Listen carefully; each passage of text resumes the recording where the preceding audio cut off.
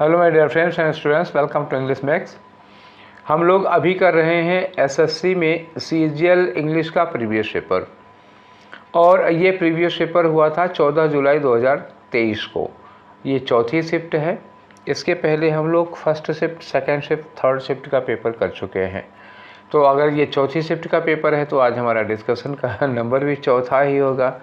ठीक है, तो 4 हो गए हैं इसके, आज हो जाएंगे 4, 3 इसके पहले हो चुके हैं। जिन लोगों ने इसके पहले वाले डिस्कशन नहीं देखे हैं भैया वो लोग देख लीजिए। पीडीएफ हर डिस्कशन के साथ उस लिंक लगा रहता है पीडीएफ का।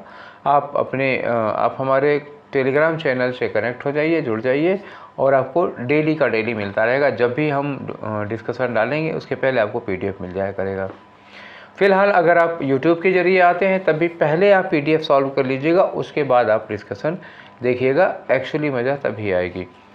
और इसके पहले ये 2023 वाले के पहले हमने 2022 का सीजीएल का भी पूरा करा दिया था, सीएचएसएल का भी हमने पूरा कराया था, और एमटीएस का 2022 करा चुके हैं, 21-22 दोनों करा चुके हैं, और स्टेनोग्राफर भी करा चुके हैं। ठीक है, तो आपको जिस तरह की आवश्यकता हो आपने देख ही दिया होगा, प्लेलिस्ट देखे होंगे तो आपको सब पता चल गया होगा। एक बार प्लेलिस्ट सर्च कर लीजिए और आपके अपने काम की चीज़ें देख लीजिए, और आपके दोस्तों के काम की हों तो जो चीज़ें आपके काम की नहीं, अपने दोस्तों के काम की उनको शेयर कर दीजिए फिर आप। ठीक है, तो चलिए शुरू करते हैं आज का डिस्कशन। और आपका पहला क्वेश्चन आपकी स्क्रीन पर ये रहा भैया। क्या करना है इसमें? साइनोनिम लगाना है किसका? अब देखो, ये फिलर प्लस वोकैब दोनों साथ में है, 2 in 1 है ये। तो ये खाली जगह पे आपको कुछ भरना है। क्या भरना है? मॉडरेट लिखा हुआ है, उसी का साइनोनिम भरना है। अब मॉडरेट का कौन सा साइनोनिम भरना है वो सेंटेंस के अकॉर्डिंग होगा। लिखा है कि he was offered a dash price for his bungalow.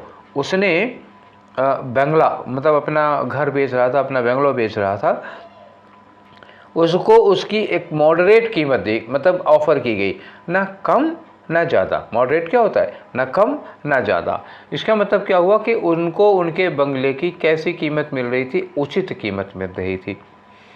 अब उचित के लिए क्या लगाओगे? सस्टेनेबल? नहीं भाई, यहाँ जीवित रहने का मतलब कोई ऐसी चीज़ नहीं है, सस्टेनेबल का कोई सेंस नहीं है।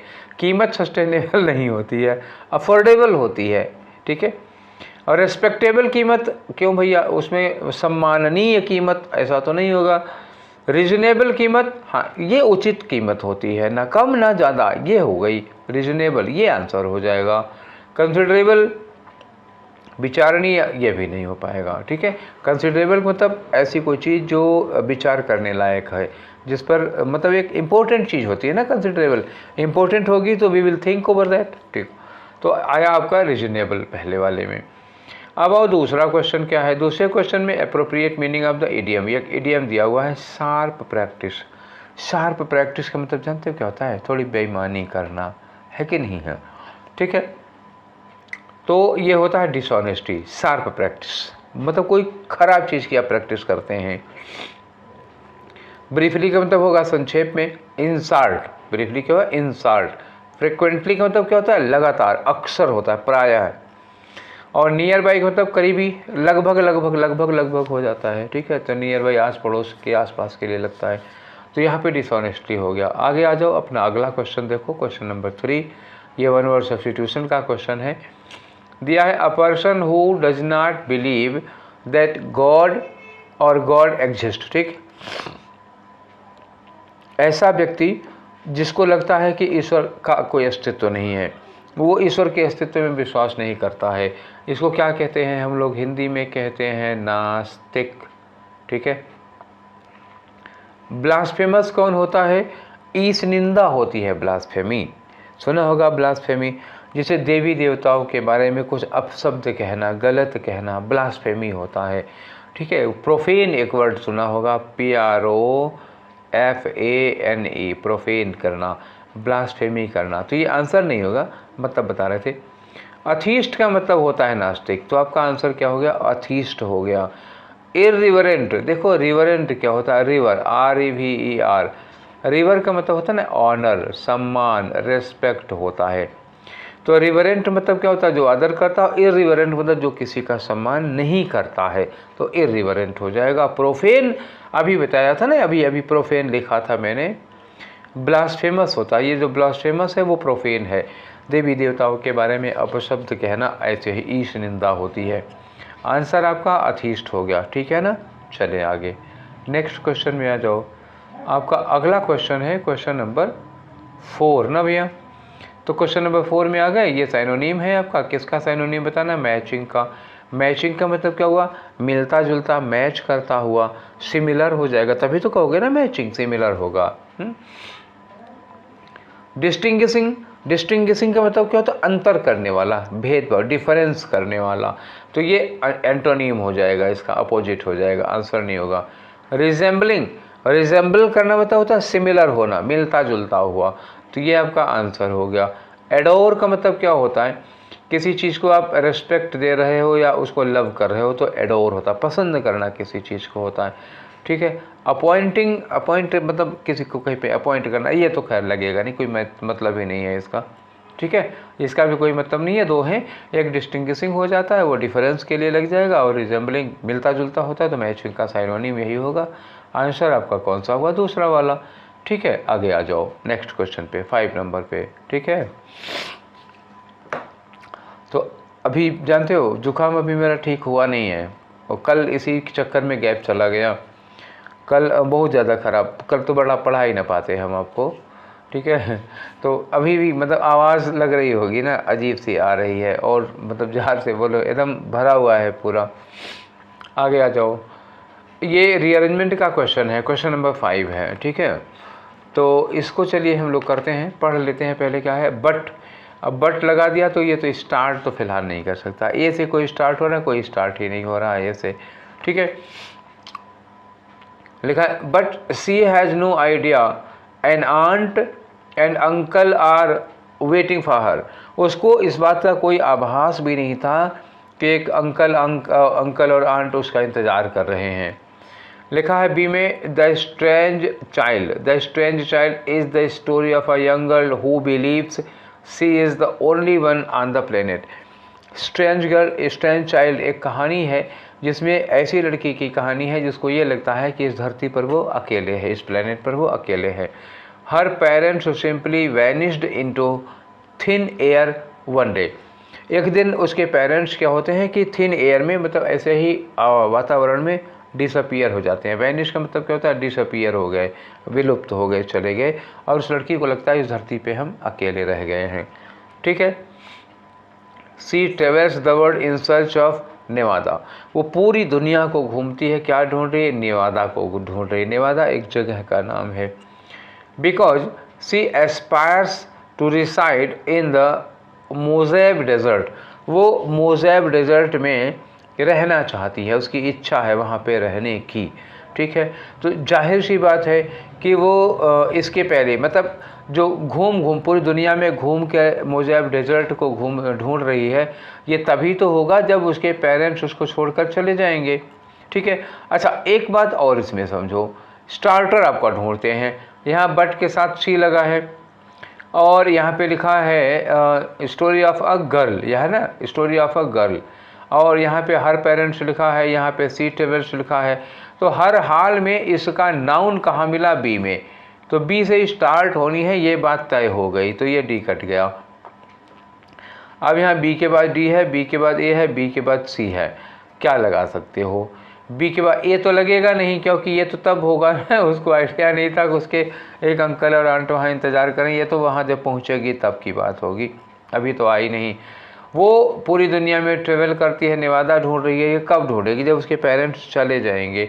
तो बी के बाद क्या लगाना होगा, आपको सी लगाना होगा, ठीक है। बी के बाद सी लगाएंगे, जब उसके पेरेंट्स उसको छोड़ के चले जाएंगे तब वो पूरी दुनिया में घूमेगी, टहलेगी, ढूंढेगी नेवादा को, ठीक है।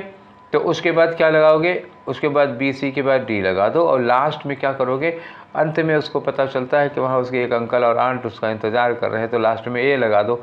आंसर कौन सा होगा आपका, थर्ड वाला, ठीक है। नेक्स्ट में आ जाओ। अगला क्वेश्चन है आपका question number 6।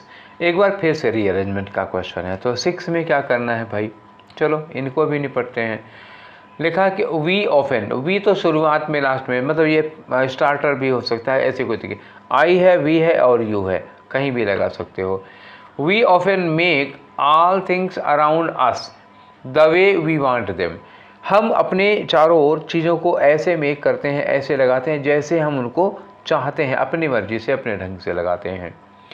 Even during our pilgrimage, जब हम अपनी पिलग्रिमेज पे होते हैं, तीर्थ यात्रा पर होते हैं, तो we have begun to look for whatever makes our heart happy. तो हम उन चीज़ों को ढूंढते देखते हैं जो हमको हैप्पी कर सकें, जो हमको खुश कर सकें, वो चीज़ें जो gives comfort to our body and peace to mind. ठीक, ये चीज़ हो गई। अब आगे कह रहे हैं our mind is resourceful enough. हमारा जो माइंड है वो काफ़ी इतना रिसोर्सफुल होता है to find shortcuts in simple and easy way, कि वो सिंपल और ईजी वे में शॉर्टकट ढूंढ ही लेता है। डी में है कि इट इज़ एज इफ़, ऐसे ही है जैसे कि एक्सटर्नल सॉल्यूशंस, ठीक है, कोई बाहर का कोई हल solution will fulfil our need, वो हमारी ज़रूरतों को पूरा कर देगा। And we don't want to make any special efforts even in the spiritual search. हमें इस तरह की कुछ करने की ज़रूरत नहीं होगी। तो हमें स्टार्टिंग कौन देगा, पता है ना? स्टार्टिंग इसमें कह रहा है कि हमारा माइंड जो है वो बहुत रिसोर्सफुल है, वो ऐसी चीज़ों को सोचा करता है। तो दिमाग के लिए सब लगा हुआ है, पहले दूसरे तीसरे चौथे में सब में। लेकिन इसमें जो आइडिया ओपन कर रहा है, जो हमको विषय दे रहा है, देखो इसमें क्या है कि हम अक्सर अपने चारों तरफ ऐसी चीज़ें मैनेज करते हैं जैसी हम चाहते हैं। फिर क्या, इवन ड्यूरिंग पिलग्रिमेज, यहाँ तक कि पिलग्रिमेज के समय भी लगा दिया। इसका मतलब एक बात इसके पहले कही जाएगी, उसके बाद आएगी ये बात, ठीक है। और यहाँ कह रहे हैं कि हमारा माइंड बहुत रिसोर्सफुल होता है, हर चीज़ का सिंपल और शॉर्टकट ढूंढ लेता है वो। तो ये हमारी बात को क्या कर रहा है, स्टार्ट कर रहा है, मैटर दे रहा है। तो सी से ही स्टार्ट हो पा रहा है। और इन्होंने कहा इट इज़ एज इफ, ये ऐसे ही है मानो कि, तो किसके लिए, कौन, क्या मानो कि, कहाँ से करोगे मानो कि, ये ऐसे ही है, ये किसको कह रहे हैं इट? तो बिना वो बात हुए तो हम इट नहीं लगा पाएंगे ना, इसलिए ये भी शुरुआत में नहीं हो पाएगा। तो शुरुआत करने के लिए आपके पास एक ही उपाय है, सी, और इसमें चौथे के अलावा और किसी में सी से स्टार्ट हुआ ही नहीं है। तो आपका आंसर कौन सा होगा, ये वाला हो जाएगा। क्लियर है ना? ठीक है, चलिए आगे चलते हैं। आपका क्वेश्चन नंबर 7 कराते हैं। क्वेश्चन नंबर 7 में देखो यहाँ एडीएम बताना है। अब ये दिया है मेक अ बिग फस अबाउट अ स्मॉल प्रॉब्लम। अब अबाउट अ स्मॉल प्रॉब्लम ना भी लिखते तो मेक अ बिग फस होता है। मेक अ बिग फस का मतलब क्या, तो छोटी सी बात का आप बढ़ा दिया। हिंदी में क्या कहते हैं, राई का पहाड़ बनाना, तिल का ताड़ बनाना, बात का बतंगड़ बनाना, ठीक है, इसी को कहते हैं मेक अ बिग फस। ठीक है, चलो अच्छा, अब आप अपना पूरा सेंटेंस पढ़िए। वेनेला मेड अ बिग फस अबाउट स्मॉल प्रॉब्लम। छोटी सी बात का इतना बतंगड़ बना डाला है। ठीक है, इसके लिए आपको क्या करना है ना, इडियम ढूंढना है। क्या होगा इसका इडियम, क्या होगा? I storm in tea cup, या get a taste of your own medicine, या barking of the wrong tree, या एड इंसल्ट टू इंजरी। पहले सबका मतलब समझो। Storm in tea cup, storm in tea cup का मतलब चाय के कप में आंधी तूफान। तो चाय के कप में तूफान लाना मतलब हुआ आप छोटी सी बात को हवा दे दिए, ठीक है, तिल का ताड़ बना दिए हैं। आंसर फिलहाल आपका यही वाला है। अब बाकी वाला देखो, get a taste of your own medicine, मतलब हुआ कि आप जो गलत काम दूसरों के साथ करते हैं वही आपके साथ हुआ। जो आप दूसरों के साथ करते हैं कुछ निगेटिव ही होगा, अच्छा नहीं। इसमें भलाई नहीं है कि आप दूसरों की भलाई करते हैं और आपके साथ भलाई हो, ये बात ही नहीं है इसमें। आप उसी मेडिसिन का टेस्ट लीजिए जो आप दूसरों को दिया करते हैं। मतलब आप जो ट्रीटमेंट, जैसे किसी का आप दूसरों की खिल्ली उड़ाते हैं तो आपकी जब खिल्ली उड़ाई जाएगी तो उसे कहते हैं get taste of your own medicine. Barking of the wrong tree का मतलब क्या हुआ, आप गलत आदमी को ऊपर शंका कर रहे हैं। जैसे किसी अपराध के लिए, किसी क्राइम के लिए पुलिस दूसरे आदमी को पकड़ ले जिसने नहीं किया है, इसका मतलब उस अपराध के लिए आप गलत आदमी को अरेस्ट किया है, तो वो होता है barking of the wrong tree. मतलब चोरी किसी ने की है, आपको शंका किसी और पर है, ये होगा। ऐड इंसल्ट टू इंजरी का मतलब क्या होता है, जैसे वो कहते नहीं कि मतलब घाव पर नमक छिड़कना जैसे हो सकता है, या मतलब जैसे एक तो नेगेटिव चीज़ है उसके ऊपर से एक और नेगेटिव चीज़ हो जाती है, तो उसको कहते हैं। ठीक है, जैसे किसी आदमी के घर में डेथ वगैरह हो गई हो और उसी के घर में चोरी हो जाए, तो अब ये इसी को कहते हैं ऐड इंसल्ट टू इंजरी। ठीक, घाव पर फुंसी होना एक हिंदी में मुहावरा है, घाव पर फुंसी होना, वही उसी को कहते हैं। फिलहाल इसमें आपका आंसर पहला वाला होगा। आ जाओ अपने 8वें वाले क्वेश्चन पर। 8वें वाले क्वेश्चन में क्या है, साइनोनिम बताना है किसका, परयूज है। तो परयूज का क्या मतलब होता है, पहले तो ये बताओ आप परयूज, ठीक है ना। ठीक, तो परयूज का मतलब क्या होता है, चेक करना किसी चीज़ को। चेक करना मतलब क्या होता है, किसी चीज़ को रोकना, ठीक है, चेक करना, रोकना, ठीक है। तो चेक करना, तो ये मैंने बोला, वही मीनिंग है, वही मुंह से निकलेगी ना। परयूज मतलब चेक करना, नरेट कथा सुनाना, परसों किसी चीज़ को फॉलो करना, और ड्रा अलग मतलब किसी मैटर से निकल लेना, बाहर हो जाना, ये कर देते हो, ठीक है। तो आपका आंसर ये वाला हुआ। अब आप क्वेश्चन नंबर 9 में, तो आपका क्वेश्चन नंबर 9 क्या रहा है, ये फिर एंटोनीम का क्वेश्चन है, किसका, डेरिजन का। डिराइड ये मेन वर्ब है, जानते हो क्या है, DERIDE। इसी डिराइड का नाउन बना है डेरिजन। और डिराइड का मतलब होता है ना किसी का उपहास करना। उपहास करना मतलब किसी की खिल्ली उड़ाना, किसी का मजाक उड़ाना। तो एक तरह से इंसल्ट ही तो कर रहे हो ना किसी की। इसका एंटोनीम क्या होगा, तो आप किसी का मजाक उड़ा रहे हो, किसी की खिल्ली उड़ा रहे हो, तो इसका अपोजिट क्या होगा, उसकी आप तारीफ़ कर रहे हो। तो तारीफ़ करने के लिए क्या लगेगा, एडमिरेशन लगेगा। दूसरा वाला आपका आंसर हो गया। डिसइंटीग्रेशन क्या होता है, इंटीग्रेशन का मतलब एकीकरण होता है, लोगों को एकजुट करना। डिसइंटीग्रेशन का मतलब क्या होता है, लोगों को अलग अलग करना, लोगों में अलगाव पैदा करना, विभाजित करना होता है। एस्टिमेशन एस्टिमेट से बना हुआ है, अब किसी चीज़ को वैल्यू निकालोगे तो एस्टिमेट करोगे। टर्मिनेशन क्या होता है, टर्मिनेट करना मतलब किसी को नौकरी से निकाल देना, तो वही होता है टर्मिनेशन, मतलब आप बर्खास्त हो चुके हो। ठीक, आंसर आपका दूसरा वाला होगा। चलिए आगे बढ़ते हैं। आपका क्वेश्चन नंबर कौन सा होगा, 10 होगा ये। तो 10 देखो, अरे बाप रे, फिर से लंबा चौड़ा, और 3 हो गया, ये तीसरा हम लोग करने जा रहे हैं, है कि नहीं। तो इसमें क्या होगा, देखो, बट द क्वेश्चन, फिर बट से शुरू हुआ, ए से स्टार्ट नहीं होगा, तो ये मार दिया हमने, खत्म कहानी की, हटाओ। But the question that perturbs Ruskin's mind, Ruskin Bond के माइंड में जो क्वेश्चन लगातार खटखट कर रहा था वो ये था कि what social pressure can be exercised against a dishonest person. तो एक बेईमान आदमी के अगेंस्ट कौन सा सोशल प्रेशर, कौन सा दबाव हमें प्रैक्टिस करना चाहिए, ठीक है। वो शुरुआत में नहीं होगा, आगे देखो। द मर्चेंट फॉर इंस्टेंस, मतलब उदाहरण के लिए, अब देख रहा किस बात का उदाहरण दिया जा रहा है, वो बात कहने के बाद ही हम इसको लगा पाएंगे। तो हो सकता है कि पहले वाली बात का उदाहरण हो सकता है, ए के बाद बी लग जाए, हो सकता है, क्योंकि ऊपर कहा इन्होंने ना कि जो डिसऑनेस्ट पर्सन है उस पर किस तरह का सोशल प्रेशर प्रैक्टिस किया जाए। हो सकता है इसी का उदाहरण दे दिया इन्होंने, जैसे मर्चेंट अगर कोई बेईमान हो तो उसके ऊपर कैसे सोशल प्रैक्टिस करेंगे। तो इन्होंने कहा द मर्चेंट फॉर इंस्टेंस, उदाहरण के लिए एक व्यापारी को ले लो, must supply perfect and pure things to people, उसे लोगों को एकदम शुद्ध चीज़ें सप्लाई करना चाहिए। यहाँ इन्होंने बोला, ये आगे लिखा है कि Ruskin believes in every civilised society.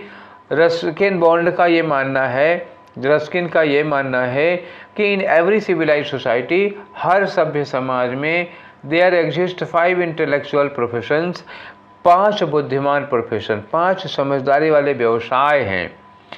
नेमली, उसमें क्या होता है, इंटेलेक्चुअल प्रोफेशन में एक आता है सोल्जर का, एक होता है पास्टर पादरी का, एक होता है फिजिशियन मतलब डॉक्टर का, एक होता है लायर का, और एक होता है मर्चेंट का। ये इन्होंने कहा, ठीक है। अब यहाँ पे मर्चेंट की बात की है, हो सकता है मर्चेंट बी वाला इसी सी के बाद लग जाए ना। आगे लिखा डी में, persons belonging to these professions. अब यहाँ क्या लिखा है भैया, दीज प्रोफेशंस, और सी में प्रोफेशन की बात किए थे, तो सी के बाद डी लगा दो सीधे सीधे, है कि नहीं। सी के बाद डी ढूंढो किसमें किसमें है। एक तो यहाँ पर सी डी मिला हमको, यहाँ पर सी डी मिला नहीं है, और यहाँ पे सी डी मिला, ठीक है। अब ये देखो सी डी से शुरुआत होगी क्या, तो सी डी से शुरुआत, हाँ सी डी से शुरुआत हो सकती है, अच्छी शुरुआत मिलेगी अगर हम सी डी से स्टार्ट करते हैं।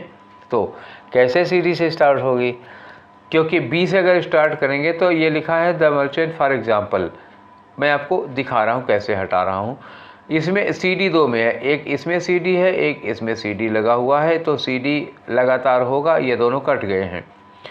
अब बी से अगर कहते हैं कि लिखा है मर्चेंट फॉर इंस्टेंस, उदाहरण के लिए मर्चेंट, तो अब पहला सेंटेंस स्टार्टिंग का सेंटेंस अगर बी का सेंटेंस उदाहरण के लिए कहते हैं तो ये एक अच्छा पैराग्राफ नहीं बनेगा। उदाहरण तो बाद में दिया जाता है कि नहीं, बात कहने के बाद में, तो बी कैन नॉट स्टार्ट ये हो नहीं सकता। तो बी कैन नॉट स्टार्ट मतलब हम दूसरे वाले ऑप्शन को भी छोड़ रहे हैं। अब हमारे पास एक ऑप्शन बचा है, कौन सा, थर्ड वाला, ठीक है ना।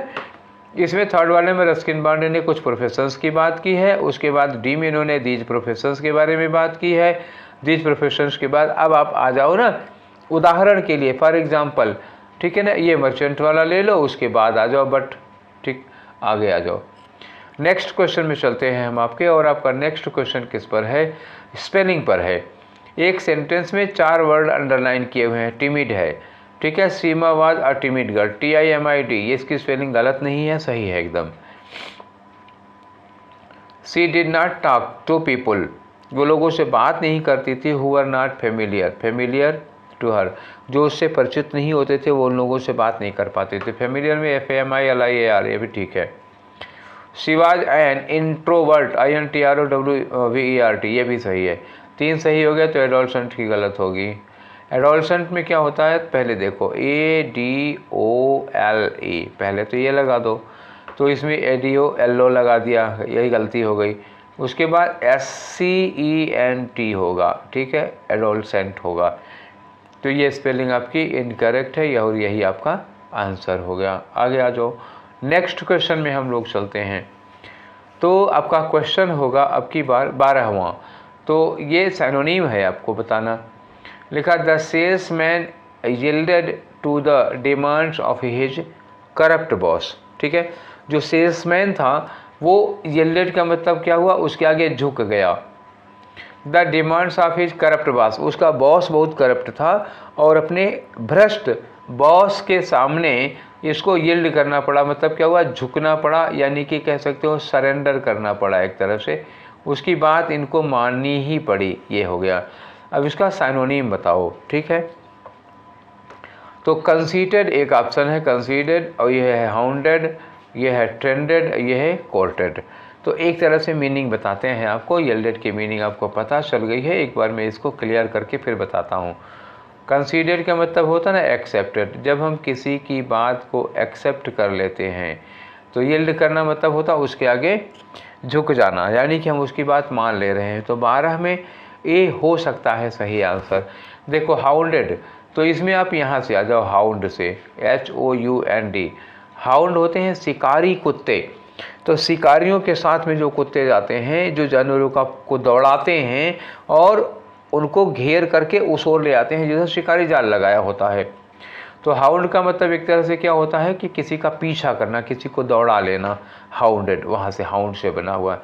ट्रेंडेड, ट्रेंड अब तो जानते ही सोशल मीडिया वाले आप लोग ना, कहते हैं ये चीज़ ट्रेंड कर रही है, तो वह ट्रेंड होगा। कोर्टेड क्या होता है, अगर ये वर्ब है तो कोर्टेड का मतलब होता है किसी लड़की से शादी के लिए उसका हाथ मांगना, जिसको आजकल सामान्य भाषा में कहते हैं किसी को प्रपोज करना। जब कहता है कोई ना कि विल यू मैरी मी, तो वो क्या होता है, प्रपोज करता है, यानी कि वो क्या कर रहा है, उस लड़की को कोर्ट कर रहा है, मतलब उस शादी के लिए उससे अपनी बात रख रहा है। तो ये आंसर, ये जो मैं टिक लगाया वो आंसर नहीं है, मीनिंग बता रहा हूँ मैं, है कि नहीं। यहाँ यील्डेड का आंसर क्या होगा, कंसीडर्ड, कंसीडर्ड का मतलब होता है एक्सेप्ट करना, और यील्डेड का मतलब होता है उसकी बात मान गया है, ठीक है। चलिए आगे बढ़ते हैं। अब आपका क्वेश्चन नंबर 13 है। तो 13 में क्या कर रहे हैं, ग्रामेटिकली करेक्ट सेंटेंस बताओ। इसमें वो सेंटेंस बताओ जिसमें ग्रामर की कोई गलती ना हुई हो। तो it is a nice party, ठीक है, पार्टी सिंगुलर काउंटेबल नाउन है, इसके पहले आ लगना चाहिए, ठीक। आई एम एन्जॉइंग द पार्टी, एक बार पार्टी का जिक्र है चुका, दोबारा पार्टी के पहले दा लगा हुआ, तो ये भी ठीक है। पार्टी का पहले, एक नाइस पार्टी है, हम पार्टी एंजॉय कर रहे हैं, तो पार्टी का नाम पहले आ चुका है, जिक्र आ चुका है, अब पार्टी के पहले डेफिनेट आर्टिकल दा लगा सकते हो, ठीक। तो सेंटेंस ये सही तो है, इसमें तो कोई गलती है नहीं, आंसर तो हमको लग रहा है यही होगा। और देख लेते हैं, इट इज़ अ पार्टी, ठीक है, it is a party, nice हटा लिया इन्होंने, कोई बात नहीं है, चलने दो। I am enjoying an party, party में पार्टी पा से शुरू हो रहा है तो इसके पहले एन नहीं लगेगा, अ लगना चाहिए। अच्छा अभी नहीं लगेगा चूँकि पहले पार्टी आ चुका है तो यहाँ पे दा लगना चाहिए था। अब तीसरे में आ जाओ, ये तो गलत हो गया। It is party, it is नहीं, ये गलत हो जाएगा क्योंकि पार्टी के पहले आ तो लगाना पड़ेगा, पार्टी सिंगुलर काउंटेबल नाउन है, उसके पहले आर्टिकल आएगा ही आएगा, ठीक है, तो ये भी गलत हो गया। और it is the party, party का पहली ही बार नाम आ रहा है पार्टी का तो इसके पहले दा नहीं लगा सकते क्योंकि डेफिनेट आर्टिकल दा तब लगता है जब वो चीज़ डेफिनेट हो, और कोई नाउन डेफिनेट तभी होगा जब हम उसको पहले से जानते हो या उसका पहले जिक्र आया हो, तो ये यहाँ पे दा लग ही नहीं पाएगा। दूसरी बात यहाँ पार्टी के पहले एन लगा हुआ है, दो ब्लंडर हैं, ये नहीं होगा। तो केवल पहला वाला है जो एकदम से साफ सुथरा सही सेंटेंस था, तो आंसर कौन सा होगा? 4। पहला वाला का मतलब ये नहीं कि आंसर 1 होगा, है ना ठीक है, तो ए सही है और ए ऑप्शन चौथे में है, ए ऑप्शन पहले में नहीं है। तो कभी आप जल्दबाजी ना करिएगा, पता लगा मेहनत करके बनाया और आपने ये मार दिया, धोखा हो जाएगी। आपका ए सही है और ए दिया किस में है? इसमें दिए है, ये नहीं होगा, ठीक है ना। तो ये सावधानियां रखिएगा, नहीं तो जल्दी का काम किसका होता है? आप समझदार हो। 1 वर्ड सब्स्टिट्यूशन बताना है।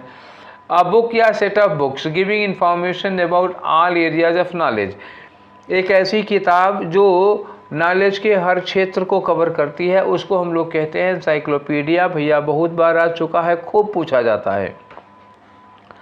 डिक्शनरी जिसमें शब्दों की मीनिंग मिलती है। एंथोलॉजी क्या होता है? कलेक्शन ऑफ पोएम्स, ठीक है, सॉरी पोएम्स नहीं, स्टोरीज का कलेक्शन होता है।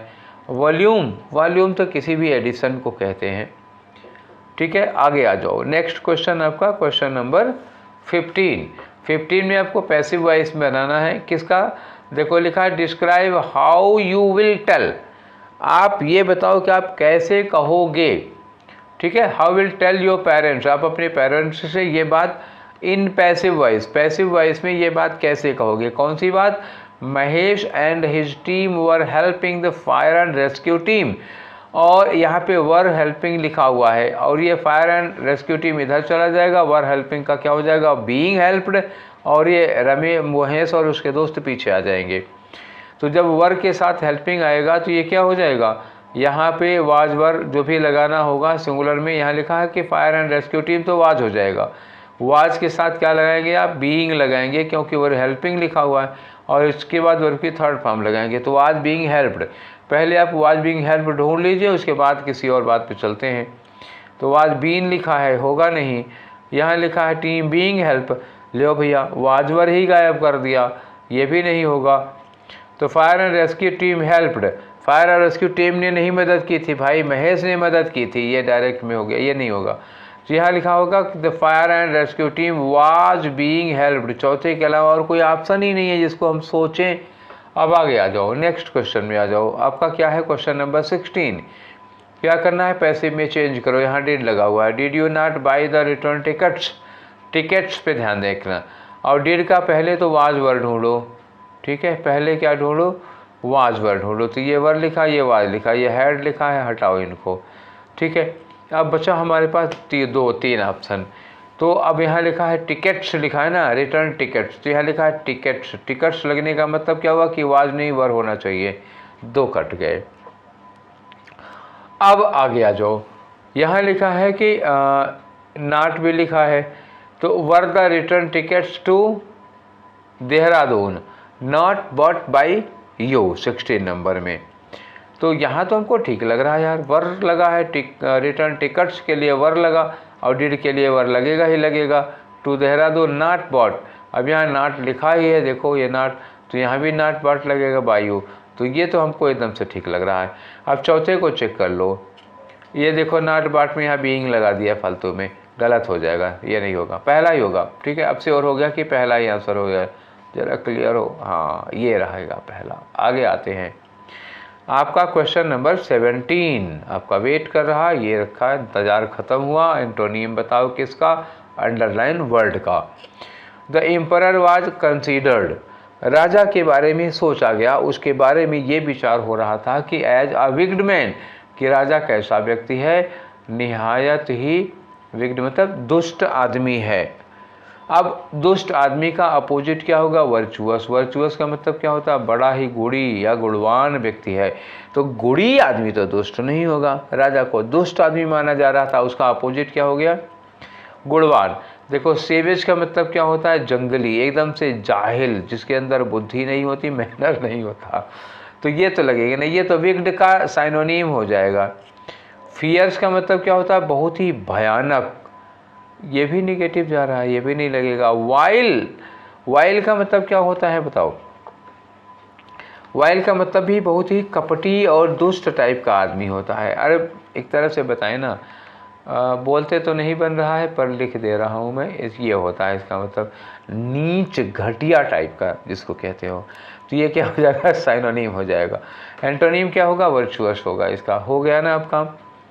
चलिए नेक्स्ट आ जाओ 18 नंबर पे। 18 में क्या? Incorrectly spelled word, resistance, RESIS। हाँ ठीक है, तो इसकी स्पेलिंग, अरे यार गलत करना है, इनकरेक्ट ढूंढना है, तो इसकी स्पेलिंग करेक्ट है, मतलब ये आंसर नहीं होगा।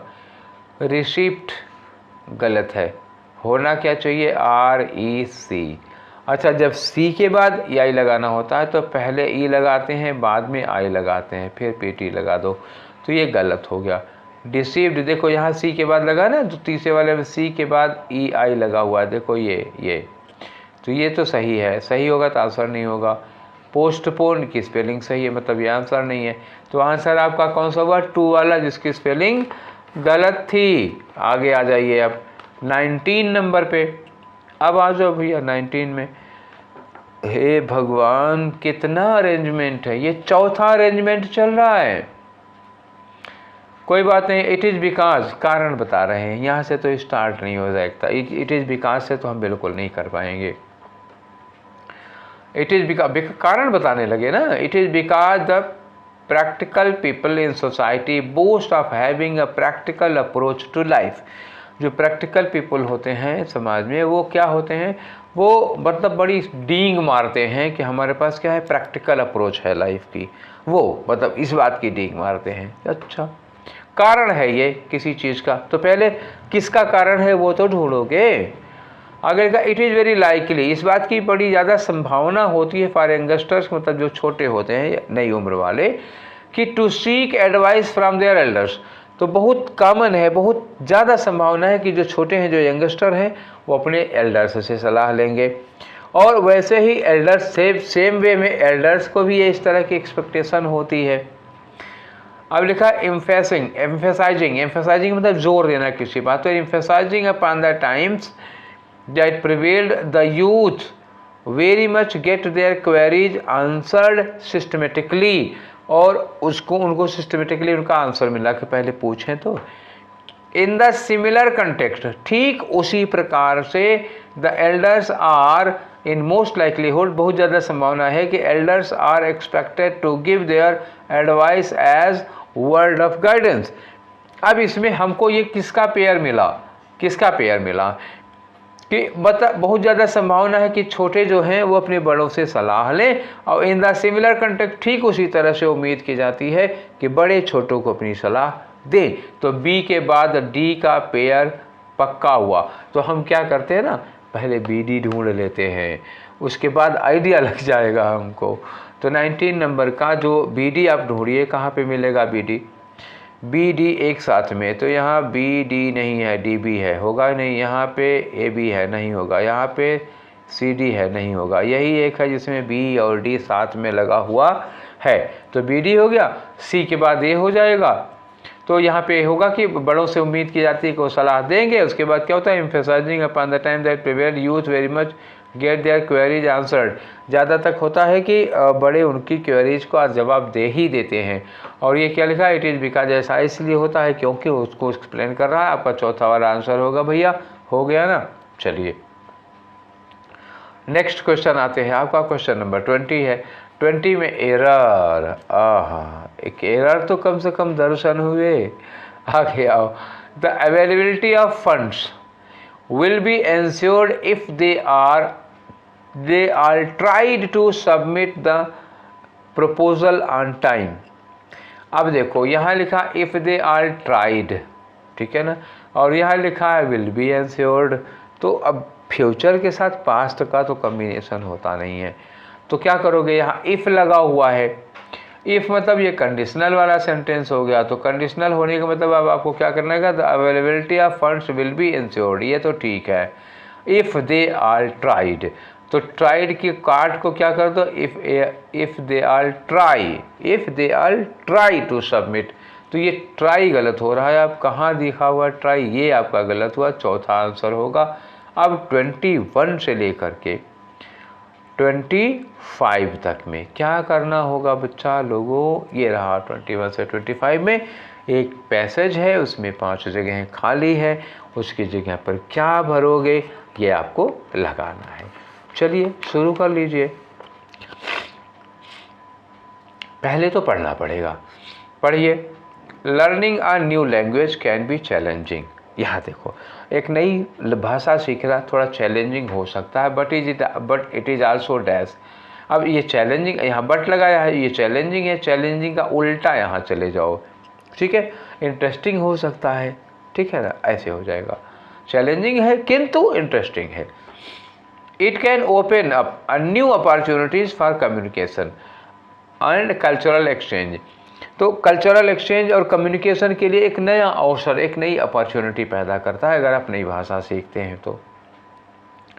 When learning a new language, जब आप एक नई भाषा सीख रहे हो तो it is important to be patient, तो बहुत ज़रूरी है कि आप पेशेंट हो, be patient and dash yourself time to progress, और उसमें उसको टाइम दीजिए ना, ये लिखा है ना, गिव योर सेल्फ टाइम, मतलब अभी तो ये लग रहा है कि आप पेशेंट बनिए, मतलब धैर्य रखिए, और टू प्रोग्रेस, तरक्की के लिए आप अपने आप को समय दीजिए, गिव टाइम।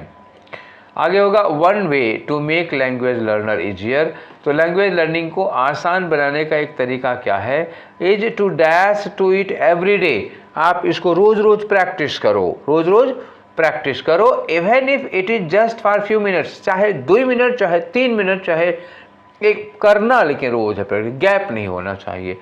इससे क्या होता है कि this helps in building consistency, इससे क्या बनता है, कंसिस्टेंसी, एक निरंतरता बनती है, रेगुलरिटी बनती है, और रेनफोर्सेस का मतलब क्या हुआ, थोड़ी मजबूती आती है, व्हाट यू आर लर्निंग, आप जो भी सीख रहे हो उसको रेनफोर्समेंट मिल जाता है, उसको थोड़ा बल मिल जाता है, थोड़ा सा स्ट्रेंथन हो जाती है, मजबूत हो जाती है। Practising speaking and listening is also important, अगर आप कोई भाषा सीख रहे हैं तो लिसनिंग की प्रैक्टिस और स्पीकिंग की प्रैक्टिस करना, केवल आपको लिखना आ गया, पढ़ना आ गया, this is not complete learning of language. Language के 4 एस्पेक्ट होते हैं, listening, speaking, reading and writing, तो 4 के चारों एस्पेक्ट डेवलप होने चाहिए ना, तो रीडिंग, स्पीकिंग और लिसनिंग भी इम्पोर्टेंट है। इन्होंने कहा कि आज पर not just reading and writing, केवल रीडिंग राइटिंग ही नहीं, स्पीकिंग और लिसनिंग भी जरूरी है।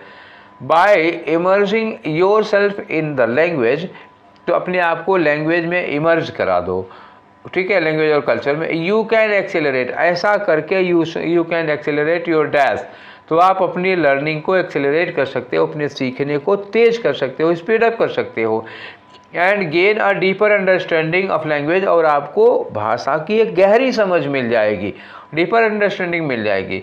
Learning a new language is not only practical, नई भाषा सीखना केवल प्रैक्टिकल ही नहीं है, बल्कि क्या होना चाहिए, it is also dash and can be a fun experience. समझ में आया? चलो अब पहला क्वेश्चन लगाते हैं, एक बार सब क्लियर कर लेते हैं। यहाँ क्या है, learning a language is challenging but also dash, challenging है किंतु एक चीज़ और है उसमें, क्या चीज़ है उसमें किंतु और, आ जाओ, किंतु कस्टमाइजिंग है, किंतु इनसिग्निफिकेंट है, किंतु रिवार्डिंग है, किंतु पॉइंटलेस है। किंतु कस्टमाइजिंग नहीं, भाषा सीखना चैलेंजिंग है किंतु कस्टमाइजिंग है नहीं, किंतु इनसिग्निफिकेंट महत्वहीन है बिल्कुल नहीं, पॉइंटलेस है मतलब जिसमें कोई दम नहीं, बल्कि चैलेंजिंग है। एक नई भाषा सीखना चैलेंजिंग है लेकिन रिवार्डिंग भी है, रिवार्डिंग का मतलब इसके फ़ायदे हैं, ठीक, आगे फ़ायदे ही गिनाए हैं।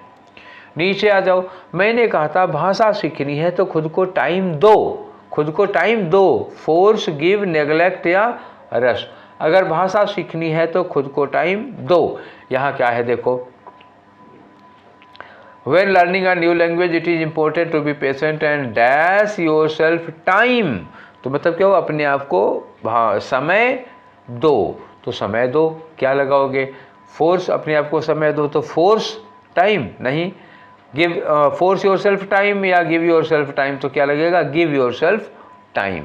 तो इसमें क्या हो गया, 22 में दूसरा हो गया। 23 में क्या लगाना है, कमिट है, हेजिटेट है, फारगेट है और प्रोक्रेस्टिनेट है।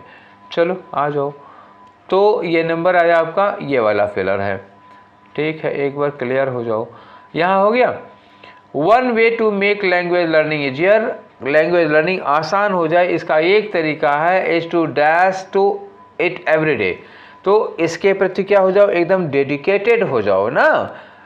भले ही 1 मिनट के लिए आप पढ़ो, फ्यू मिनट के लिए पढ़ो, लेकिन क्या हो जाएगा, डैश टू इट, और जो भी आपको लगाना है उसके बाद टू आ जाए। 3 नंबर पे आ जाओ भैया, तीसरे वाले फिलर में क्या करना है, ये रहा आपका थर्ड वाला। अरे यार ऑप्शन चाहिए था हमको, तो कुछ और खुला हुआ है। ठीक है, एक बार क्लियर करना पड़ेगा इसको, हम पहले ही गंदगी फैलाए हुए हैं। अरे कट्टो जी, हाँ, तो इन्होंने कहा कि इसके लिए क्या करना पड़ेगा, टू डैश टू इट, इसके प्रति आपको हेजिटेट करना पड़ेगा। हेजिटेट टू इट तो सीखोगे कैसे, प्रोक्रेस्टिनेट मतलब आज नहीं तो कल कर लेंगे, कर नहीं तो परसों कर लेंगे, ऐसे नहीं सीख पाओगे। फारगेट तो होगा नहीं, तो क्या होगा, कमिट टू इट, सीखना है तो कमिट टू इट, रोज़ प्रैक्टिस करनी है चाहे 5 ही मिनट के लिए, तो ये वाला हो जाएगा। अब आ जाओ भैया क्वेश्चन नंबर मतलब 24 में क्या है, स्टेमिना है और कॉम्प्लिसेंसी है और पिच है और प्रोग्रेस है। देखो क्या चीज़ बढ़ानी है हमको, तो आ जाओ, ये रहा आपका क्वेश्चन नंबर, ये फिलर है। तो 24 में क्या लगाना है बच्चा, अरे क्लियर हो, हाँ यहाँ आ गए। By emerging yourself in a language, अगर आप किसी लैंग्वेज में इमर्ज कर रहे हैं, किसी कल्चर में, तो you can accelerate your dash, आप अपनी डैश चीज़ को एक्सेलरेट कर सकते हैं and gain a deeper understanding. आप किस चीज़ को एक्सेलरेट कर सकते हैं और कैसे डीपर अंडरस्टैंडिंग डेवलप कर सकते हैं, तो किस चीज़ को कर सकते हैं बताओ, किस चीज़ को एक्सेलरेट करेंगे, स्टेमिना को एक्सेलरेट करोगे या कॉम्प्लिसेंसी को या पिच को या प्रोग्रेस को, तो प्रोग्रेस एक्सेलरेट होगी। आप जैसे आपकी तरक्की, आपकी प्रोग्रेस धीरे धीरे है, रोज़ प्रैक्टिस करोगे तो जल्दी जल्दी प्रोग्रेस होगी, तो एक्सेलरेट क्या होगी, प्रोग्रेस होगी। अब देखो स्टेमिना होता है, स्टेमिना कार्य करने की क्षमता होती है, सीखने की नहीं, कार्य करने का स्टेमिना होता है। कॉम्प्लिसेंसी क्या होता है, आत्ममुग्धता, हम खुद पर ही, मतलब ये एक तरह से अच्छी चीज़ है, मतलब we should love ourself, हमें खुद से प्यार करना चाहिए, लेकिन आत्ममुग्धता इतनी भी नहीं, वो नहीं तो घातक हो जाएगी। जो आदमी आत्ममुग्ध है, सेल्फ सेटिस्फाइड है, खुद में ही संतुष्ट है, कॉम्प्लिसेंसी, ठीक है। पिच तो समझ ही रहे हो क्या होती है, लगेगा क्या, यहाँ प्रोग्रेस होगा। तो अब 5 वाले में क्या है, डॉन्टिंग, डॉन्टिंग मतलब क्या होता है, बड़ा ही मतलब हड़का के रखने वाला, डॉन्टिंग होता है, दबंग कह सकते हो, बड़ा दबंग टाइप का, ठीक। और आर्डवर्स का मतलब क्या हुआ था, बहुत ही कठिन हो जाएगा, ठीक है। अब डॉन्टिंग भी कठिन हो सकता है, कोई समस्या होगी, डॉन्टिंग तो कठिन हो जाएगी। एन्जॉयबल जानते हो, इंटीमिडेट करना होता है, तो इंटीमिडेट मतलब जानते क्या होता है, ये डराना होता है, क्या होगा, ये डराना होगा। तो अब बिना पढ़े तो बता नहीं पाओगे इसमें क्या लगेगा। आओ जरा पढ़ के दिखाते हैं आपको, ये रहा, तो यहाँ पे पढ़ना है, एक सेंटेंस पढ़ना पड़ेगा। Learning a new language is not only practical, नई भाषा सीखना केवल प्रैक्टिकल ही नहीं है, बल्कि इट इज़ आल्सो डैश, अब ये प्रैक्टिकल, नॉट ओनली प्रैक्टिकल मतलब ना केवल प्रैक्टिकल, बल्कि यहाँ भी कैसी चीज़ आनी चाहिए, कोई पॉजिटिव चीज़ आनी चाहिए। And can be a fun experience, देखो ये फन एक्सपीरियंस होगा अगर, तो अगर ये फन एक्सपीरियंस होगा तो ये लर्निंग, नई भाषा सीखना कैसा होगा। फन एक्सपीरियंस में डांटिंग नहीं हो सकता, आर्डुअस नहीं हो सकता, इंटिमिडेटिंग नहीं होगा, तब क्या होगा, एंजॉयबल होगा। और ये सब क्यों नहीं होगी, मीनिंग बताते हैं। डांटिंग मतलब भी हो गया कठिन, आर्डुअस भी हो गया कठिन, इंटिमिडेटिंग मतलब डरावना सा। तो अब ये कह रहे हैं कि इसमें फ़न आएगा, तो फ़न आएगा तो ये सब नहीं होंगे, एंजॉयबल होगी तभी तो फ़न आएगा। तो भैया ये रहे आपके 25 क्वेश्चन, सेट नंबर 4 के टोटल नंबर ऑफ क्वेश्चंस हुए आपके 100। इतनी ही मैथ आती है हमें, हाँ, इससे ज़्यादा नहीं आएगी। ज़्यादा गुणा भाग मत करवाना, 2-3 दिन बाद गुणा भाग छोड़ देंगे हम, ठीक है। तो ये रहा आज का आपका सेशन। आपको ये सेशन कैसा लगा, अपनी राय ज़रूर दीजिएगा, और कुछ स्पेशल डिमांड हो तो हमको ज़रूर बताइएगा, ठीक है। तो अब तक गला दर्द करने लगा है, मुझे रेस्ट की ज़रूरत है, तो हम आप लोगों से यहीं पर करते हैं बाय बाय, टाटा। फिर मिलेंगे कल वाले सेशन में। गला अगर ठीक रहा, साफ रहा तो ठीक है। तो till then take care, thank you.